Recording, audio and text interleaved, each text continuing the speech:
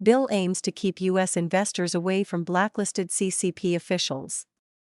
Washington, U.S. lawmakers are introducing legislation that would prohibit American investors from funding companies controlled by Chinese Communist Party officials on the U.S. blacklist.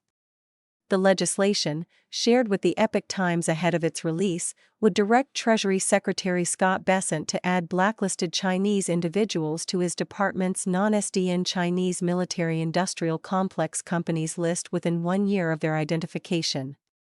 No one working on behalf of the CCP's military interests should be doing business in this country, Senator Rick Scott said in a statement to the Epoch Times on May 21. The NSCMIC list, managed by the Treasury Department's Office of Foreign Assets Control, aims to identify companies linked to the Chinese regime's military sector. U.S. investors are restricted from buying or selling securities of the companies on the list. The lawmakers noted that the list has not been updated since 2021.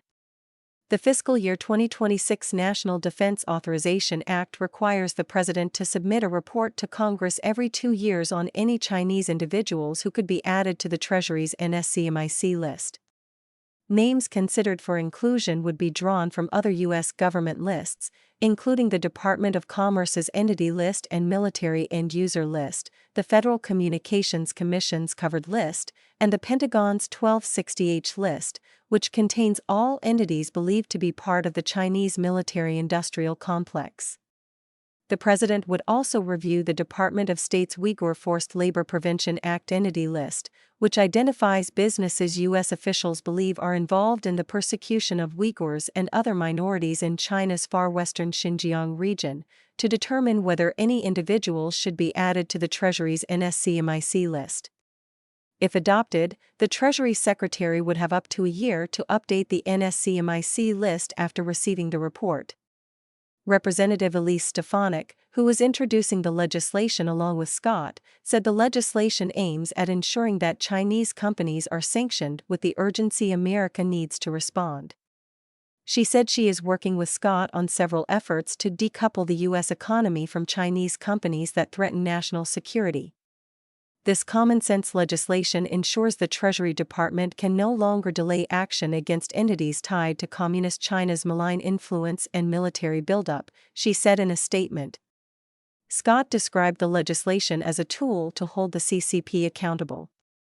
Communist China is our enemy, and we need to wake up and start acting like it, Scott said. Once someone is identified as a threat to our security and our way of life, we shouldn't wait around to hit them with sanctions. That's what this legislation fixes, and I am glad to be partnering with Representative Stefanik on this effort to hold Communist China accountable.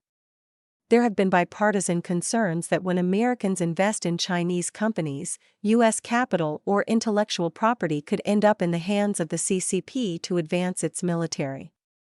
The risk stems from Beijing's state-led strategy, known as military-civil fusion, aimed at harnessing research and technology from private sector entities and researchers to aid its military modernization, which blurs the line between civilian and military sectors. A new report from the House Select Committee on the CCP released on May 21 reveals that several of America's largest banks helped Chinese battery giant CATL raise billions of dollars through stock offerings, just months after the Pentagon designated the company as aiding the regime's military buildup in January 2025.